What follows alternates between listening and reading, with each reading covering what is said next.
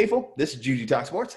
That's Jose Corral. This is 49 Reasons to Listen, and we are now over the 100 subscriber mark. So thank you so much for hitting that subscribe button. Let's continue to push that up. Give this video a like. Let us know in the comments what you think, because we are going to be evaluating the first week of Niners training camp. And if one thing has been learned, we need a time machine that could propel us into the future. We need that remote control from Quick to just fast forward to 3 weeks from now when we're playing our first game, because training camp has been brutal to this point. We have seen guys go down left and right. It started seemingly with a bit of a trickle-down effect. Jalen Hurd, who was expected to take on a huge role in offense this year, guess what? Torn ACL, so he's going to miss not only his rookie season, but his sophomore season. And as a third-round pick from a couple years ago, now he's just teetering on being on the roster altogether. Then we do have DJ Jones, who not only came into camp overweight, but he had a concussion. He can heal up. Not a big concern at this time. Ankle injury for Ben Garland, the center. We already knew that Weston Richburg was going to be on the PUP. Dante Pettis has been, of course, dealing with his lingering issues following a Linz Frank injury earlier during Camp Jimmy. And, of course, we are also seeing injuries to minor key pieces throughout the team as well. Jordan Reed hasn't even stepped on the field. We have seen some interesting camp battles come out. But let's focus on the injuries first, I guess. Which of these injuries do you think has been the most impactful, and are there any you're most concerned about? Definitely the Jalen Hurd injury, just because we've mentioned it before in previous episodes, the wide receiver position, especially with Deebo Samuel's injury, it was already starting to get a little bit thin. And then Travis Benjamin opted out of the season, so he was basically off the team. I know they signed Tavon Austin and the other guy, but I think the Jalen Hurd injury is just going to add a little bit more question marks to that wide receiver position, which we don't need at this point. It wasn't going to be like a Jalen Hurd thing was going to step in for Deebo Samuel to be that like wide receiver number one type guy, but it could have helped to have Jalen Hurd there. And we talked about it. He's, he got injured his first year, and then now seeing this injury this year and during training camp, it's kind of disappointing for him not to even step on the field. So I think as far as a position-wise, looking at it, the wide receiver position, there's so many question marks now. Who's going to be our number one target if Deebo Samuel isn't ready to go by week 1? Is Brandon Ayuk going to step into that role? Is now Trent Taylor going to have to be expected to carry a bigger load now with Jalen Hurd, because they're kind of the same type of receiver anyway? But you did mention Dante Pettis. From what we've seen, from what we've heard from reports from people who are actually there at training camp, is that he has been getting some reps with the first team. He has been able to get into some reps with Jimmy Garoppolo throwing the ball to him, which is a positive. But I think missing a guy like Jalen Hurd is going to play a little bit of an impact. That's just another less weapon that Kyle Shanahan's not going to have this season to maybe kind of mess around with and try to get him open. So now that just makes a bigger fill for us to try to fill another gap to a position where there was already question marks to begin with. You already lost you're already going to lose probably for the first few games of the season. The guy who you were expecting to get you beat your number one wide receiver, and now you're just going to miss another target. So I think the Jalen Hurd injury is the one where I'm a little bit worried the most right now. I did have an omission in mentioning that injury list. Brandon Ayuk, who you mentioned, actually just went down today with a hamstring injury. Yeah. And although we don't know if it's a severe hamstring injury at this point, the one thing I have learned over the years of playing fantasy football, of following the sport, hamstring injuries suck. They can tend to linger more than any other injury aside from maybe a high ankle sprain, because they're so easy to re-aggravate. If you bring a guy back, quote unquote, too soon, then they can miss another 6 weeks on top of the 2 weeks that they already missed. So hopefully that Brandon Ayuk didn't strain it too severely. And if that is the case, he needs to be back by week 1, because this is a very thin wide receiving unit. We're trying to figure out who's going to be the 6 wide receivers that the Niners are going to bring into the season. At this point, with the Travis Benjamin opt-out, of course, earlier in camp, I'm expecting it to be somewhere along the lines of course, we expect Deebo. Projections, maybe he could be back by week 1. That's one that we just need to keep our fingers crossed on. But behind him, it's a really interesting And when I say interesting, I mean very brutal unit, because Brandon Ayuk, not only is he a rookie, but he's a rookie in this COVID unique, weird year. So he's already missed enough time, and now he's missing practice reps due to a hamstring injury. Then behind that, you have Trent Taylor, from all indications, is looking fantastic, but he's a pretty one-note, one-dimensional type of wide receiver. He's not going to burn anyone deep. He's pretty much lives and breathes and dies in that 3rd and 7, 3rd and 6 kind of range, which is fantastic. It's great for the offense, but we do need guys that do multiple things. Now you look at what Kyle and John were able to do in terms of bringing in wide receivers with various skill sets. So, okay, we lose Travis Benjamin. He's a speed guy. How about we bring in J.J. Nelson, Tavon Austin, and Jerron Brown, who are all guys with 4.3, 4.2. J.J. Nelson himself had like a 4.29 40 during his combine back in the day. So those guys are going to be competing for the opportunity to return kicks. Out of those three, who do you think has the highest upside of making the team? As far as upside, you mentioned it, J.J. Nelson, just because of the speed. I know Tavon Austin is more of an experienced guy. He's been in good teams before. And I feel like if Kyle Shanahan's looking for a guy who you rely on, a guy who's not going to drop a lot of balls, then you go to Tavon Austin. But if you're looking more for like a playmaker type of thing, I think J.J. Nelson is a guy who has a little bit of a thing just because of the speed factor. So that's what we're looking at right now with the wide receiver position. Do you have to piece so many puzzles together at this point just because of injury-wise and just guys opting out in general, and then just guys who we don't know what to expect from. We don't know what to expect from Trent Taylor. Like you mentioned, yes, from the videos, from the cool little clips that he's been able to share, and what the Niners, Twitter page has been able to share, he looks great. He looks great that he's coming off the snap really, really fast. He's beating guys one-on-one after the first 5 yards, which is what you want in a type of receiver like him, more like a slot receiver. But it's still a little bit worrying that who's going to be Jimmy Garoppolo's number one guy there at that wide receiver position. Obviously, you have George Kittle there, which is great to have a tight end like that to be kind of a security blanket for him.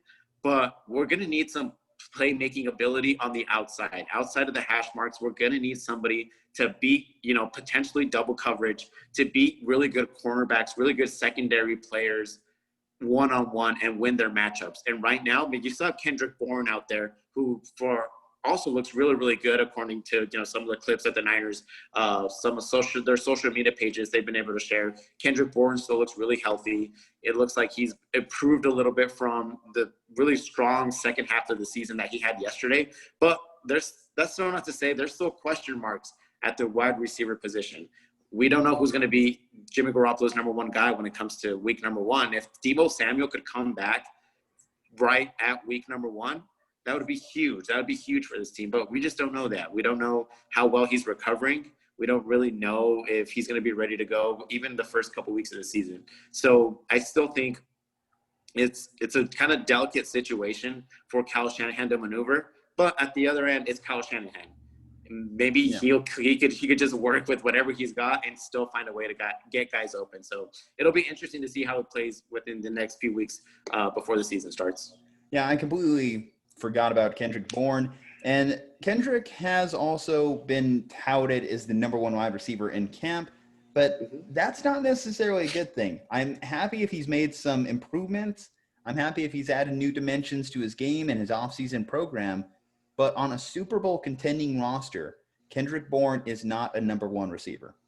I hate to burst anyone's bubble for all the Kendrick Bourne truthers out there, but it's the truth. He's a nice complementary piece. He's not the main centerpiece you want to have in your wide receiving group. Smart player, talented player, and actually a Facebook friend of mine, so at least that's kind of cool. But that is the case. Now, I know we're going on the rabbit hole of wide receivers here, but it definitely is one of the Niners' most interesting position battles at this point.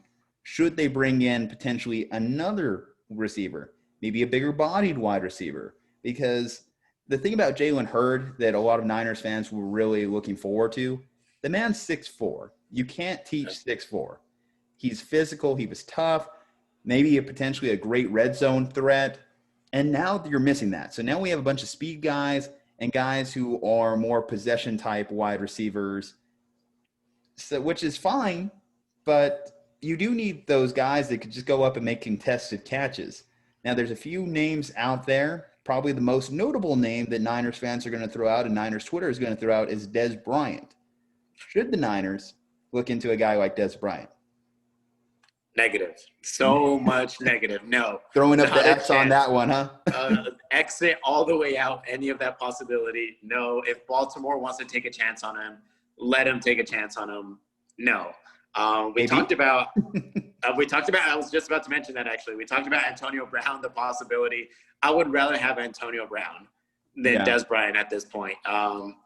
He hasn't stepped on a football field for, 3 seasons now? 2 seasons? 3 seasons? Essentially, because he had his falling out with the Cowboys. He signed that deal with the Saints. And then immediately towards Achilles. Sat out last year. So, it's been about 3 years since we really seen Dez Bryant play on the field football.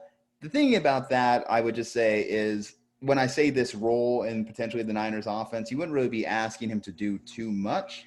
Again, red zone, goal line situations. You just need a guy that's tall, big-bodied, to go up there and catch it, which is something that the Niners don't really have. And that may be just something that they'll have to rectify at a later date or just try and find a guy. I mentioned maybe in jest because the fact of the matter is the Niners need help now. So a guy that's on suspension for 8 weeks doesn't really help them in the immediate future. It's nice to dream. It's nice to think about, but not really an immediate concern or someone you should put on your radar. So with the problems at wide receiver, I guess the next thing to bring up is one of their more recent additions, which would be Jordan Reed. Jordan Reed, from my understanding, hasn't even practiced with the team. Do you think that he is going to be an actual part of this offense, or is he looking more like just training camp fodder at the moment? I hope he's not a real piece that we need in week 9. Because if we need Jordan Reed to play in week 9, that means somebody got hurt. That means somebody's not playing well. So I don't think he was ever brought in with the intention of him being like, okay, he'll be the second guy to George Kittle. I don't think that was the case at all. And I think we're seeing it now with him. First time when all of these guys are all together, the team is all together the first week. So if you really had intentions of him getting meaningful minutes, you just throw it out the window because this is the first week the whole team's together for the past 4 months, and he's not even getting any snaps. So I think Kyle Shanahan, maybe they just brought him in, maybe just experience. I really don't know what was the reason why they brought him in. I mean, it seems kind of useless at this point, especially if he's not getting any reps at all. But no, I don't see him being a factor at all. And if he is going to be a factor, I don't think that's going to be a good thing. If in week 10 and week 11 it's like, oh, we need Jordan Reed to step up, it's like, when did George Kittle get hurt, or why do we need him to play so good, so well? Because two tight end sets. Let's not completely dismiss it. We have okay, that genius. You're right. Yeah.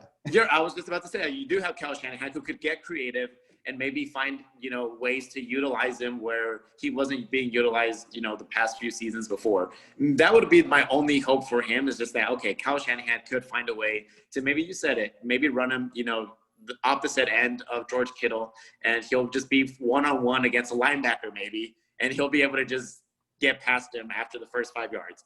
Maybe that would be the only way that I could see it. Other than that, I don't see him really being an impact at all on this team. And we're seeing it right now, week 1 in training camp, not even getting reps. So, yeah, I just don't see him being much of an impact at all. Now, Niners faithful, the thing you'll probably notice about your host here is we both have fantastic facial hair. You know who, though we have nothing when it comes to Dante Pettis, his mustache is fantastic. And I think that alone should make him a wide receiver 1 in a secured roster spot on this 2020 San Francisco 49ers. Am I right, Jose? What do you think? Is Dante Pettis in for Niners records? He's just going to break all Jerry Rice's record. He's got the swag. You know what? I just hope that little extra weight right there on his mustache just doesn't slow him down, man. Because he's a speedster. He still has wheels. I know that. He still has wheels. He hasn't had the productivity, but I'm just scared that extra little facial hair might slow him down just a little bit. So I don't know. Might not be the most aerodynamic. But on the real, Dante Pettis, I've heard good things at the start of camp, But in the last 3 days, I'm hearing about the same old news with Dante. Dropping balls, not a reliable target for Jimmy Garoppolo. He's having mixed results even with the backups like Nick Mullins and CJ Beathard. Is Dante Pettis – well, now it's not even is Dante Pettis. It's we need Dante Pettis to step up. He's a second-round pick from 2 years ago. Kyle wants him to succeed, and we have no choice. I think at this point he has to secure his place on the roster at bare minimum in week 1. Is he going to be able to step up into potentially being the wide receiver 1 to start the season? I sure hope so, because if you look at the guys that are healthy right now, he is your fastest wide receiver. If we're talking about speed alone and you're talking about the guys who are actually available and taking reps at camp right now, he's your fastest guy. So we need him. You mentioned it. It's not about, okay, will he even make the team? He's on the team now. He's going to be there week 1. We just need him now to put it together. I don't know if he needs to change something, if he needs to just get with Jimmy Garoppolo, get with Kyle Shanahan and be like, okay, how could we use my speed? How could we use my ability as a playmaker to get me open in better situations? Because obviously what we've been doing the past 2 seasons has not been working at all. So now it's just about just putting it together and being like, what can we do to help you? What do you need? Or what does the offense need to do so it could better your game? Because if he plays well, that just opens up everybody else. If he plays well past the hash marks, that's just going to open up the middle of the field, and we need that right now more than ever.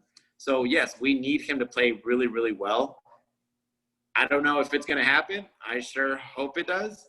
And if it does, you're just going to see this offense explode, because that's just another guy who could make plays, another more speedster type of guy that we're going to have at our disposal that we maybe didn't have before. So if he could find a way just to get it going a little bit, produce a little bit more than what he's been able to do the past 2 seasons, and he'll be fine. But I don't know what it's going to take. I really don't know.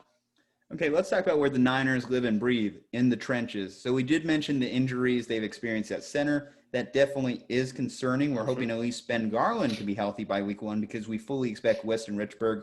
He had a patella tendon, if I'm not mistaken, injury, so those tend to linger. And then he had it pretty late in the year, so I'm not expecting him to be back for the foreseeable future. On the bright side, though, from all indication, Jimmy G's left side is fully taken care of. He has that mammoth of a human being. Trent Williams, Nick Bosa has been one of the biggest camp headlines, as these two Goliaths have just been going at it day in, day out. And I wonder, do you think this has potential to make both better? Or considering how long this training camp is seeming to fill, are we going to see a lot more veteran off days for Nick Bosa and potentially Trent Williams, who hasn't played football in a calendar year? Hey, that's fine if you want to keep them fresh. But as long as that competition is there between both of them, I love it. I love it that those two are going head-to-head, and that coaches aren't being scared about possibly getting some injuries. No, let them go at it. Let them go at it. Trent Williams, he's going to be seeing that type of playmakers anyway. He's going to be seeing guys like Aaron Donald. There's going to be seeing a lot of guys who bring a lot of pressure to the quarterback anyway. So it's just only going to help him. And exactly the same thing for Nick Bosa. He's going to get, every single offensive line's best guy, best left tackle on that right side of the defensive end. So it's only going to make both of them better. And it's really going to help Nick Bosa a lot, because, he's going head-to-head against a guy who's been in the league for a really long time, for a multi-time Pro Bowler who's, been, targeted before as one of the best left tackles in the game, and probably still one of the best left tackles in the game. So I love it. I'm actually a huge fan of that. Let them go at it. The Ben Garland injury, though, you mentioned it, that is a little bit worrisome, just because offensive line is everything, especially in this type of offense. When it takes a little bit of time for plays to develop, you're going to need Jimmy Garoppolo to get protected well. So if Ben Garland could be ready by week 1, which by all indications is he will be ready in a couple of weeks to go. He will be ready by week 1. So I think we should be fine there. But it's just so nice to go from Joe Staley and then him retiring and then just being like, a couple of days later, we got Trent Williams. I love that. And the fact that he's going up head-to-head against, the defense's best pass rusher, it's huge, and I love it. I love it. Well, let's talk about the rookie, Javon Kinlaw in the middle.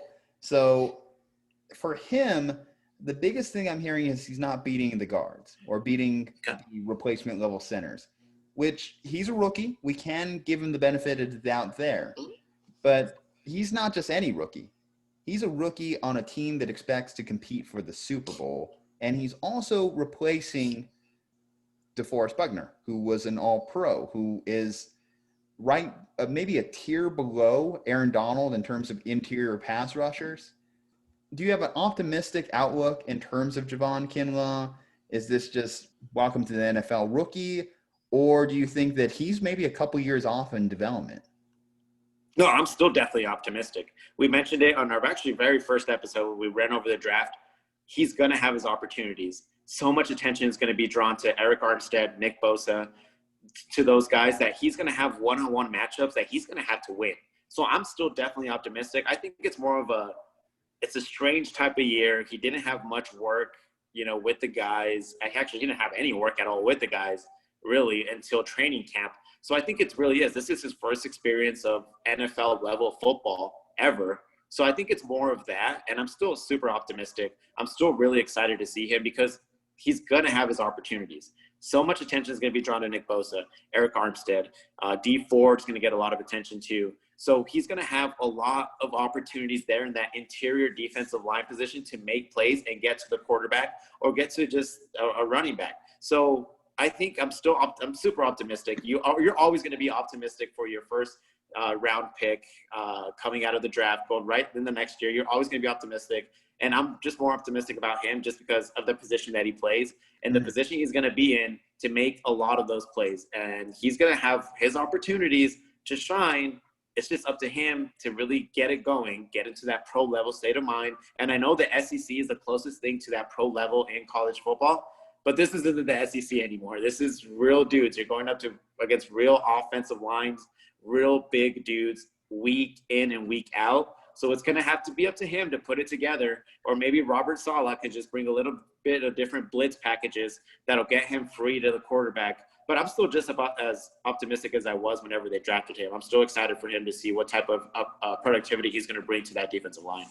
Well, we've seen three different spectrums in terms of the Niners drafting along the defensive line. We've seen Nick Bosa, who was an immediate hit, immediate star. We saw Eric Armstead, took a few years to develop. And then we saw this guy, Solomon Thomas, who in year 4, we're still waiting for it. You talk about being attached to Javon Kinlaw as the number 14 overall pick. Well, let's talk about a guy who was drafted number 3 overall and has still not shown anything, so much so that the Niners didn't pick up his 5th-year option. Solomon Thomas, though, has seemed to have carved out a unique role this training camp. So DJ Jones, of course, like I mentioned earlier, he's out with a concussion. So that means Solomon Thomas has been lining up inside more.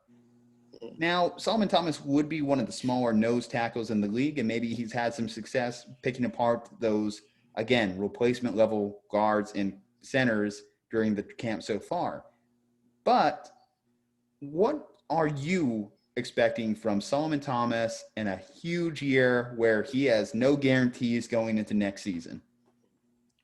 You mentioned it, replacement level stuff. He's not going to be a starter. He's not going to be starting any games unless I hope he's not going to start any games because that means somebody got injured. But whenever he goes in, we've seen some bright spots of him. He got a sack against the Rams, the first game against the Rams. He got a sack against Kirk Cousins and the Vikings. So we've seen him been able to get to the quarterback and been able to get to the backfield. But you mentioned it, it's late in game situations where teams may have just replacement guards at this point. But that's what we need. He's a replacement defensive lineman anyway. So if he could go in and maybe just produce just a little bit. We don't need that much. We don't need 10 tackles. We don't need 10 sacks from you. We need just a nice couple of from sacks. a guy that was drafted 3 overall. It would.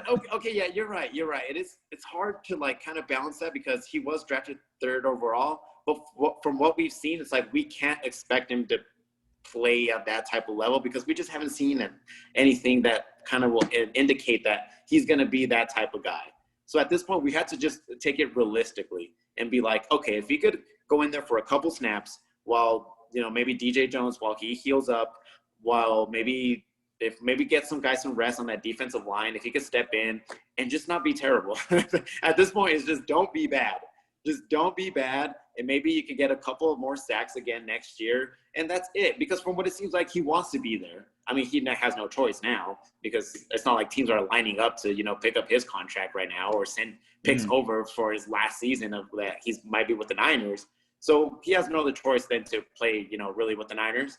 But maybe this could be a breakout year for him where, okay, you see a few sacks. He gets close to to double-digit sacks, and it's like, okay, maybe we could talk about a contract extension now. But I think if we're going to look at it realistically, we can't expect too much for Solomon Thomas, which I love. I'm a huge Stanford guy. I love Stanford football. And the fact that we drafted him 3rd overall was kind of, I don't know, we maybe were expecting a little bit too much from him, but he was a 3rd overall pick. Yeah. It was a John Lynch pick there. He went to class with the guy. He fell in love with the guy. The funny part about as Niners fans, can we really hammer on the Bears that much or feel like we won that trade? Because what did we really accomplish in that one grand scheme of things, big picture? The last thing of note, of course, and this plays into our pass rush. This plays into our defensive line. D. Ford also got hurt. He did get hurt, yeah. This has just been a long week, a long, vigorous week that we just need to get past. No one to get hurt. No more. Do stretches. Be properly stretched because we need big things from you. Yes. Otherwise, we have to change the hashtag Revenge Tour 2020. We're going to have to put that to Don't Be Terrible, like our for Solomon Thomas there. But all right, Niners faithful. So week 1 has been rough. Hopefully week 2 goes a lot better. Let us know what you think. Any camp battles that you're really more invested in. Obviously, we've been focusing more on the wide receivers. But are you more interested in seeing what happens at cornerback, at guard? Let us know what videos you want to see, and we'll be more than happy to provide for you guys. Remember, hit that subscribe button, leave a like, and don't forget to comment. We'll see you next week.